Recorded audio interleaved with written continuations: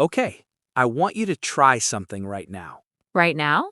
Right now, set a timer for 3 minutes and just talk in English, nonstop, Just like that? just like that. No stopping, no pausing, no, I don't know the word. Martin, you are going to stress people out in the first 10 seconds of the video. Maybe, but stay with us because today we're going to show you exactly how to do it. And trust me, by the end of this episode, 3 minutes will feel easy. Let's go.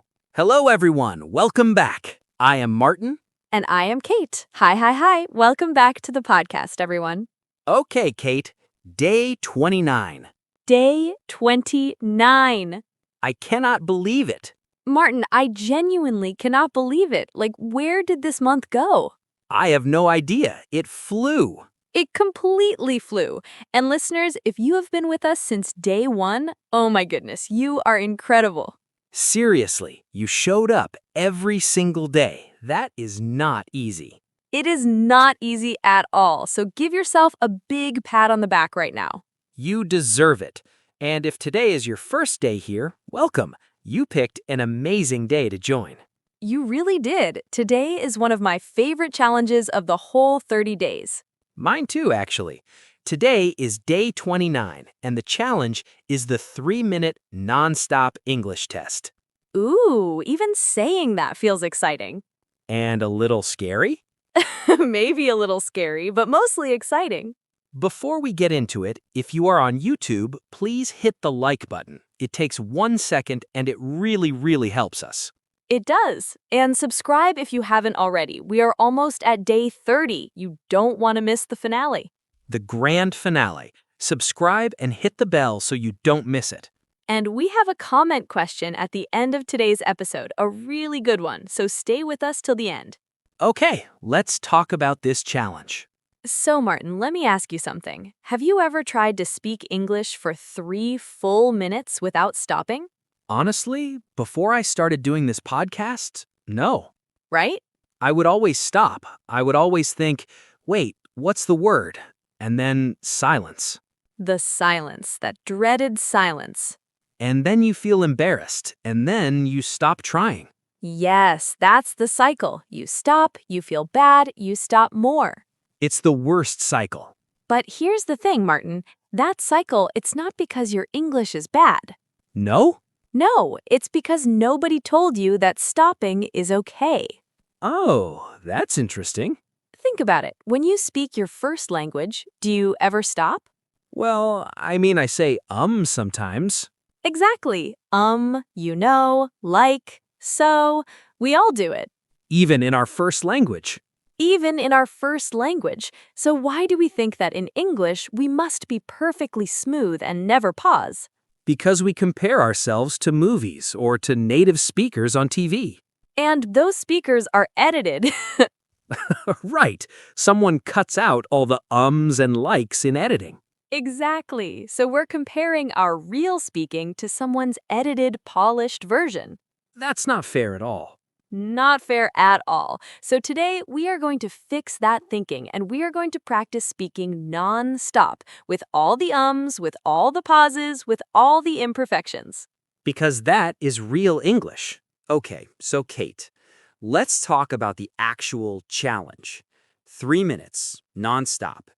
That sounds simple, but it's not. it's really not. So what do people usually do wrong when they try this? Okay, so the biggest mistake, and I see this all the time, is people try to plan every sentence before they say it. Oh yes, the overthinker. The overthinker. They think, okay, what is my next sentence? How do I say this correctly? Is my grammar right? And while they're thinking all of that, Time is passing. Silence is happening. and the 3 minutes feel like forever. Like forever. So the trick is, don't plan. Just start talking. Just start. Even if the first sentence is not perfect, even if it sounds a little strange, just open your mouth and go. A body in motion stays in motion. Martin, did you just quote physics in an English podcast? I did, but it's true. Once you start talking, it gets easier. It's the starting that's hard. The starting is always the hardest part. Once you're talking, you find a rhythm. You find a flow. You find your flow, and it feels good. Okay, so let's give people some actual tools, real things they can do during those 3 minutes. Kate, what's your number one tip? Okay, my number one tip is have a topic ready. Before you start the timer, pick one topic. Any topic? Any topic. Your morning, your favorite food, your neighborhood, your last holiday, your job, anything. Something you know about, something comfortable. Something you know and like. Because if you're talking about something you enjoy, the words come more naturally. That makes so much sense. Right? Like Martin, if I said to you right now, talk for 3 minutes about football. Oh, I could talk for 30 minutes. Exactly. And if I said talk for 3 minutes about advanced chemistry? Good night. Goodbye. I'm done. Done in 10 seconds. So pick your comfortable topic. That's step one. Love it. Okay, tip number 2. What about when you forget a word? Because that's the moment everyone stops. Yes, the word disappears, the brain freezes, and people just stop. So what do? You describe it. You go around it. You don't stop for it. Can you show us? Okay, so let's say I'm talking about cooking and I want to say frying pan, but I forget the word. Instead of stopping, I say, I put the food in that round, flat thing, the metal thing. You put it on the fire, you cook eggs in it. And everyone knows what you mean. Everyone knows, and you kept talking. You didn't stop. That's the key. Keep the words moving. Keep the words moving. Even if the exact word is gone, keep talking. I love that. And you know what? That's actually a skill that even advanced speakers use. All the time, all the time. It's called paraphrasing, and it's brilliant. Okay, tip 3. What about silence? What if there's a moment of silence? Okay, so silence is not your enemy. A small pause is human. But if you feel a big silence coming, you use what I call bridge phrases. Bridge phrases? Yes, little phrases that buy you time. Things like, so, let me think, or that's a good point, or okay, so, or you know what's interesting? Oh, those are so useful. These phrases keep the conversation alive while your brain catches up. While your brain loads. Exactly, while the brain loads. Please wait, loading. That is exactly what it feels like sometimes. And that's okay. Use the bridge phrases. So let me think about that. And then you're back. Back on track. Back on track, always. Okay, I want to do something fun. Kate, are you ready? Uh-oh. When you see fun like that, I get nervous. No, it's good. I want us to actually try the challenge right here on the podcast. Oh, like one of us talks for 3 minutes, nonstop? Not 3 full minutes, but like a minute, just to show the listeners what it looks like, what it sounds like. Okay, I like this. Who goes first? You, obviously, Obviously. Why do I always go first? because you're better at this than me. That is very sweet and also very suspicious. But okay, fine. What's my topic? Your morning routine. Okay, my morning routine. Got it. Okay, starting now? Starting now. Okay, so my morning usually starts at around 7 o'clock. I wake up and honestly, the first thing I do is check my phone. I know, that's not healthy, but I do it anyway. Then I get up and I go to the kitchen. I make coffee. Always coffee first. No coffee, no Kate. That's the rule in my house. So I make coffee and I sit for a few minutes. Just quiet. I like quiet mornings. Then I think about my day. What do I need to do? What's important? And I make a small list in my head, sometimes on paper. Then I have breakfast, usually something simple, toast or fruit or yogurt, and then I get ready, shower, clothes, all of that. And I try to leave the house feeling calm, not stressed, because when I start my morning stressed, the whole day feels hard. Kate, that was amazing. Was it okay? That was so good. Did you hear that, listeners? She just spoke nonstop, natural, real, no big mistakes, just talking. And you know what? It didn't feel scary because I picked something I know, my own morning. Exactly. And I noticed you said, I know, in the middle. Yes, that's a bridge moment. I made a little joke about checking my phone, and then I kept going. You kept going. That's the skill right there. That's all it is. Keep going. Okay, your turn, Martin. Oh, yes, your turn. I'm not letting you get away with that. Fine, fine. Okay, give me a topic. Your last weekend. My last weekend. Okay, here we go. So, last weekend was actually really nice. On Saturday morning, I woke up late, like 9:30, which is very unusual for me. Normally, I wake up at 7, but Saturday, I just stayed in bed, and it felt amazing. Then I made breakfast, eggs, toast, orange juice, the full thing, and I sat by the window and just ate slowly. No phone, no TV, just quiet. Then, in the afternoon, I went for a walk.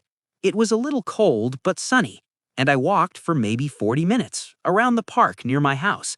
And I thought about nothing, actually, just walked. And that felt really, really good.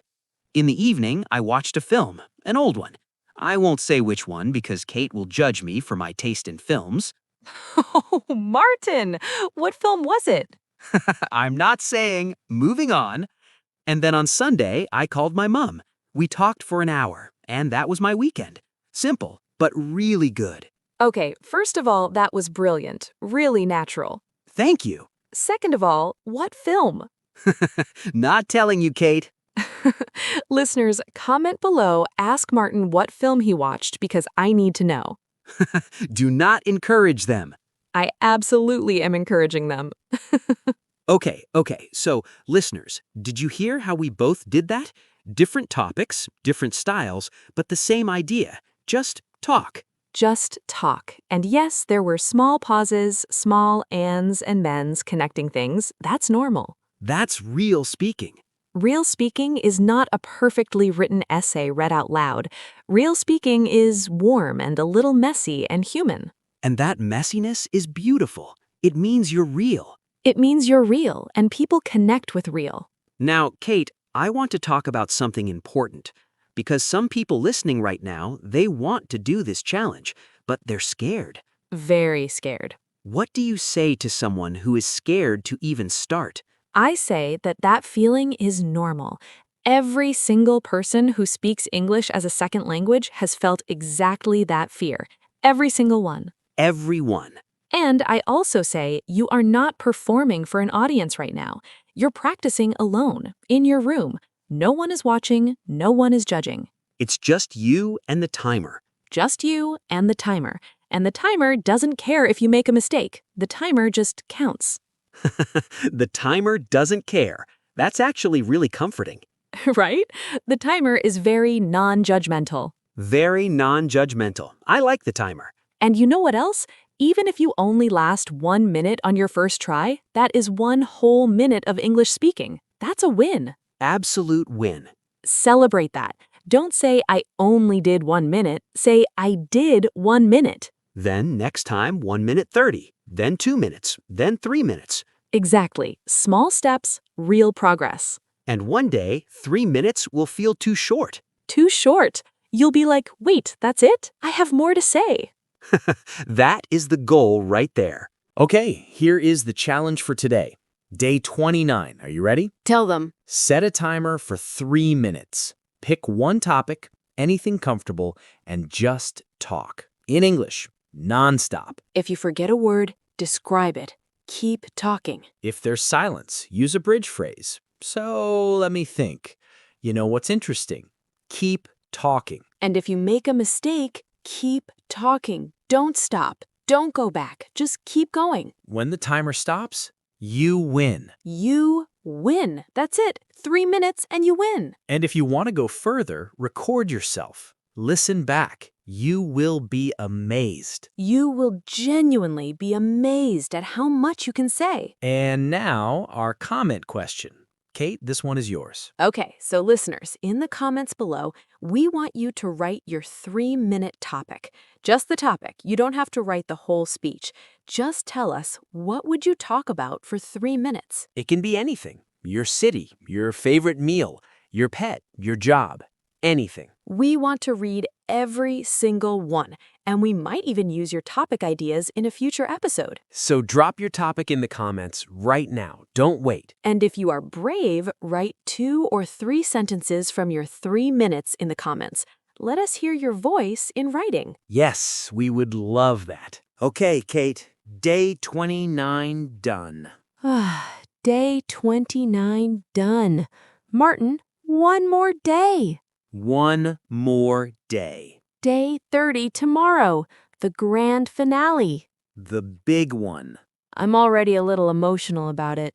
Kate, don't cry. I'm not crying. I'm just feeling things, okay? Fair enough. 30 days is a big deal. It really is.